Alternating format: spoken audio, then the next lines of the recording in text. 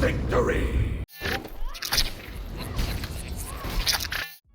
So I decided to make this video because I recently saw that For Honor was on sale on Steam for 50 to 67% off depending on whether you get the starter or standard edition of the game. And I remembered I actually owned the game because I briefly played it 2 years ago, so I decided to give the game another shot. And after my first 50-ish hours of gameplay, I'm going to give you my initial thoughts on the game and talk about what the game is about, the variety of game modes the game offers, who I believe the game is catered towards, as well as the value of the game for its current price and its on sale price. So let's talk about what the game actually is. For Honor is a fighting game that was made with the Art of Battle system, which was designed specifically by Ubisoft for this game, using a system that sort of looks like a triangle, which you'll see on the screen right now, which makes the game both compatible with a controller, either PS4 or Xbox, and a mouse and keyboard. In my opinion, this is a really good system because it makes a barrier for entry slightly lower for the game, because people that are more comfortable with a controller can use a controller, where people that are more used to a mouse and keyboard could use that as well with no actual penalty. The battle system alone in For Honor gives you an experience in a fighting game that you aren't going to get from any other game, whether it be Street Fighter, Tekken, or Smash, which alone makes the game unique. In its graphical design and the sounds in the game, you honestly get an experience that you aren't going to get from another game, because even though the game was made and released in 2017, the graphics and the sounds in the game are absolutely phenomenal, which still hold to a high standard even today in 2020. So let's talk about some of the game modes that For Honor offers. The game could be played in a 1v1 format, 2v2, or 4v4. I believe the game was meant to be played in a 1v1 format because after just a little bit of playtime, you understand that the Art of Battle system was clearly made to be played in a 1v1 format, but that doesn't restrain the game to being a 1v1 only kind of game. While the game caters towards a 1v1 game mode, which is obviously more competitive than others, that does not mean that's the only way to play the game. Both 2v2 and 4v4 they still have player bases. You still can find matches in them.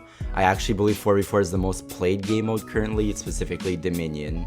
I'm only going to cover the primary game modes here because there are a bunch of them and there are special events, but 1v1 is pretty clear. It's a best of 5, first to 3 type of game mode, where simply you try to kill the enemy before they kill you. Same with 2v2, it's also best of 5, but just here it's 2v2 instead of 1v1.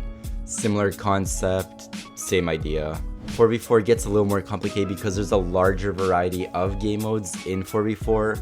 Obviously elimination would just be 4v4, but like you die, you're out until the next round, also best of 5.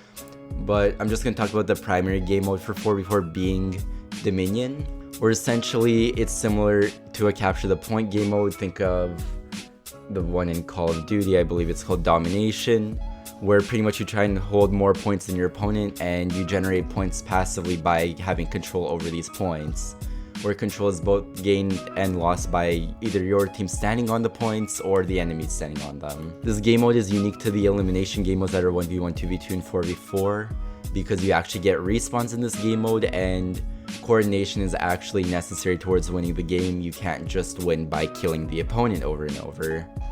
Opposed to traditional capture the point type game modes, the way this one ends is by one team reaching 1,000 points, and only after by reaching 1,000 points the enemy team goes into something called breaking, where you try to kill everyone else because respawns for the enemy team are disabled. Again, these are only some of the game modes that For Honor offers, but there are a bunch more. I just really haven't dived into them personally. I usually just play 1v1 or 2v2 with friends.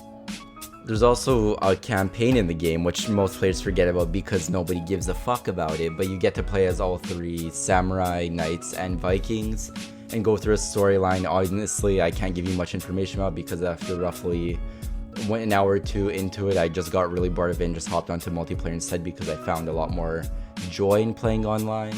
So yeah, if you're into campaigns and storylines, it also has one of those. Now that you kind of sort of have a general idea of what the game modes of For Honor are, let's talk about who I believe the game is for. Obviously, the first kind of players I believe would really enjoy For Honor are people that play other fighting games such as Tekken or Street Fighter, specifically with a HP system. Because this is also a fighting game, it's the same idea. Try to deplete your opponent's health bar to 0 before they deplete yours, but just the fighting system is slightly different. The game offers a variety of playstyles similar to other fighters, with heavy, slow characters, fast, light characters, combo-based characters, defensive, aggressive, hybrids. Pretty much anything you think of, it exists in For Honor. Other kinds of players I think would like the game would be people that just like cool games. Just visually and graphically, the game looks super cool. It's super gruesome. The executions are really cool. The cosmetics are really cool. The gameplay itself it's at its core, it's just a fun game to play. Yes, the initial learning curve is high. There are people that just quit the game after the first game or two of playing just because they don't want to take the time to learn the game. And honestly, it takes a couple of hours just to get used to how the game is played, because hopping into For Honor, you're not going to play anything that's anywhere close to how For Honor is played. It's just a unique fighting system that you need to get used to. With the learning curve being pretty steep, you need to be okay with losing a lot of games to start out.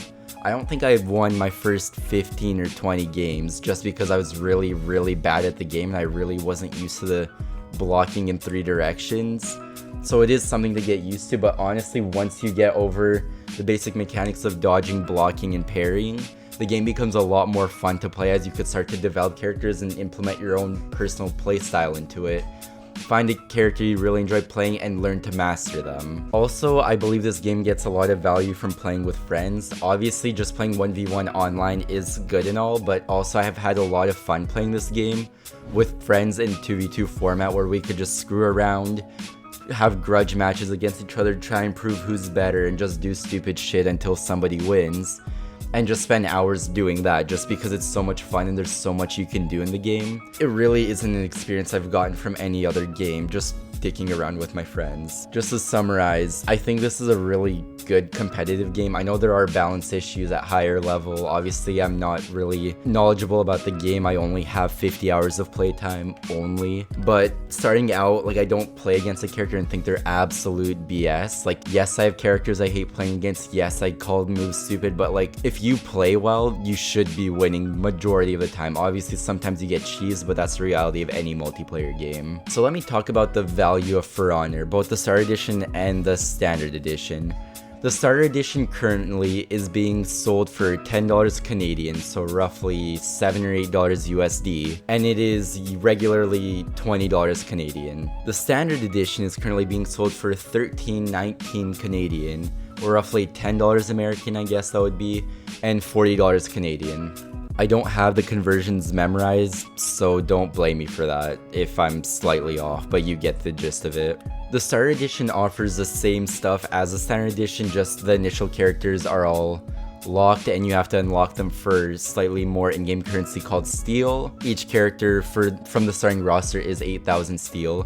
Where in the Standard Edition, I believe you get them all initially, and just the DLC Year 1, Year 2, Year 3 characters you have to unlock through either in-game currency or real money, which you convert into in-game currency. Since I believe there is not a way to upgrade from Starter to Standard Edition, I would heavily recommend you go on YouTube and search up gameplay of the game and see if it's something that you would enjoy playing, or watching a few live streams on it, because there are some things people might not enjoy. Like, it is a hard game to pick up and play. Like, if you're looking for a casual pick up and play game, this probably isn't the game for you, because it's going to take a couple hours to get used to the mechanics, to get used to the gameplay, to get used to how to properly play the game and not just get your shit kicked in every single time you click play. Deciding between the Starter and Standard Edition, currently on sale, I think it's worth just getting the Standard Edition. It's only $3 more and it's going to save you a fuck ton of time unlocking characters, because every character unlocks for only 8,000 Steel with the Starter Edition, and every game you get between 20 to 50 Steel, not including daily quests and stuff like that.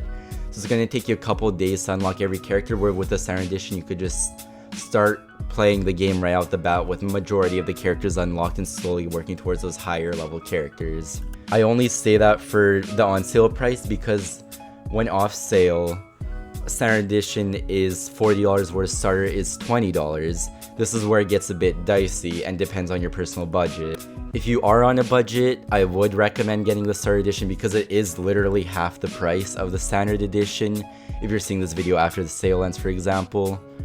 And you still have access to all the in-game content, you just don't have immediate access to all the characters, but through playing the game, you're gonna unlock whoever you want to play as and you're still gonna get access to the same content. But if you can spare the extra 20 bucks if the game is not on sale, I would recommend getting the Standard Edition, just because you're gonna save hours and hours of playtime on just grinding to unlock characters, and you could honestly just pick who you want to play right out the gate with the starting, I believe, 12 characters you get. Honestly, it just comes down to what your budget is and what you can afford. I'm not going to talk about the more expensive versions of the game being the Marching Fire Edition and the Complete Edition, simply because I don't know what comes with those and I can't rate the value of them. Another complaint people have about For Honor is the player base and how it's small and how it's a dead game. On Steam currently and for the last couple of months, the average player base for Honor has been between 2.5 thousand players and 5,000 players roughly, which really, it's not a huge player base, but it's a really decently sized one, especially for a fighting game, considering that Street Fighter V on Steam currently only has average between 1,000 and 2,000 players. Of course, they are two different games and like comparing them is kind of dumb, but For Honor, considering it is a fighting game and it has a 1v1 mode, which a lot of people do play, I wouldn't say the game is dead. Like personally, in my 50 hours of playtime, the longest queue time I've had is roughly 2 minutes at like 4 in the morning, but at regular human hours, like I've never struggled to find a game in any of the 1v1, 2v2, or 4v4 game modes. So if you're looking to pick up a new kind of fighting game, I would honestly strongly recommend For Honor. It's something you can't experience anywhere else. The graphics are amazing, the sounds are amazing, the concept is really fucking cool, and there's a lot of content to unlock. There's customizable outfits for your characters, executions, there's just a bunch to do. There's a lot of game modes to keep the game fresh, and playing this game with friends is an absolute blast. I'm definitely going to be playing this game a bunch, and if you decide to get the game or have any questions, I do have a Discord server and I do stream on Twitch. Both those links could be found in the description below. But anyways, let me know what you guys think. Do you guys think I'm right? Do you think I'm wrong? Do you think the game is dead? Do you think the game is worth playing? Leave a comment below and let me know what you guys think. And don't forget to like and subscribe if you did enjoy the videos, as I will be definitely posting more For Honor content moving forwards. Thanks for watching.